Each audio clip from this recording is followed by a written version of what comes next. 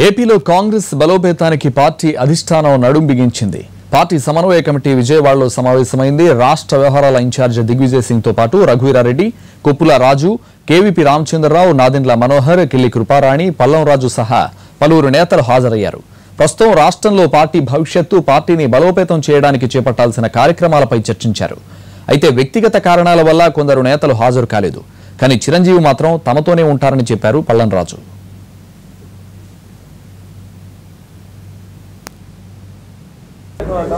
ముఖ్యంగా పార్టీ అంతర్గత విషయాలు, అలాగే పార్టీ కార్యక్రమాలు, అలాగా రాష్ట్రంలో ఉన్న పరిస్థితుల గురించి కూడా ఆంధ్రప్రదేశ్ కాంగ్రెస్ కమిటీ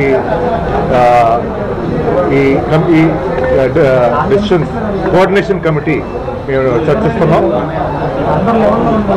ముఖ్యంగా పార్టీ ఇచ్చిన కార్యక్రమాలు అవేమిటంటే ప్రజా బ్యాలెట్, రాష్ట్రం గురించి రాష్ట్ర స్పెషల్ కేటగిరీ గురించి చేసే ప్రజా బ్యాలెట్ కార్యక్రమం, అలాగా డిమానిటైజేషన్ వల్ల జరిగిన నష్టాలు, రాష్ట్రంలో ఉన్న మరి పరిపాలన లోటుపాట్లు, ఇవన్నీ కూడా చర్చిస్తూ మరి ఏ విధంగా పార్టీ కార్యక్రమాలని ప్రజలకు తీసుకెళ్లాలనేది కూడా చర్చిస్తున్నాం.